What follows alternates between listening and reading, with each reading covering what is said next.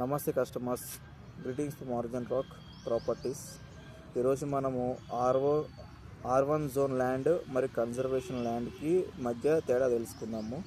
First R1 zone land అంటే ఏంటో చూద్దాం. R1 జోన్ ల్యాండ్ అంటే గవర్నమెంట్, స్టేట్ గవర్నమెంట్ కానీ సెంట్రల్ గవర్నమెంట్ కానీ మనకి గృహాలు నిర్మించుకోవడానికి ఈ ల్యాండ్ అనేది వెసులుబాటుగా ఉంది, సౌకర్యవంతంగా ఉందని సర్టిఫై చేసి ప్రొవైడ్ చేసే ల్యాండ్స్ని R1 జోన్ ల్యాండ్ అంటారు.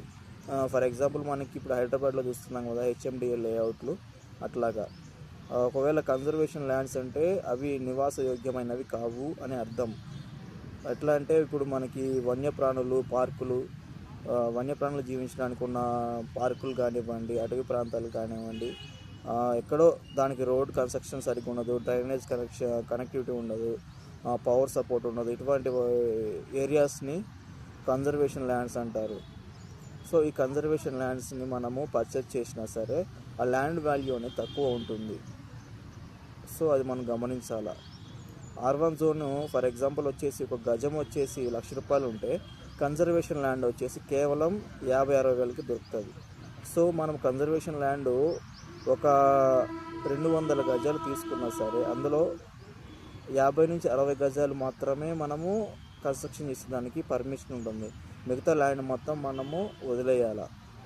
మనం ఇంకేదన్నా డెవలప్మెంట్కి ఉపయోగించుకోవాలి, కన్స్ట్రక్షన్ మాత్రం చేయడానికి కుదరదు. సో ఇది గమనించండి. దీన్ని బట్టి నాకు అర్థమైంది ఏంటంటే, ప్రస్తుతం ఉన్న బడా కంపెనీలు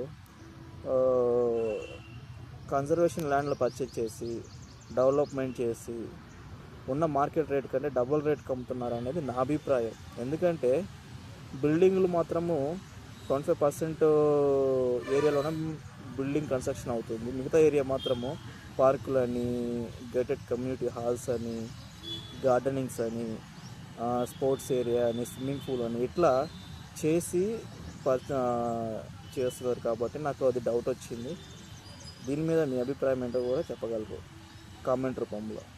ప్లీజ్ ఇలాంటి మంచి ఇన్ఫర్మేషన్లు మీరు తెలుసుకోవడానికి మనల్ని సబ్స్క్రైబ్ చేయండి. Origin rock properties, interior and exterior.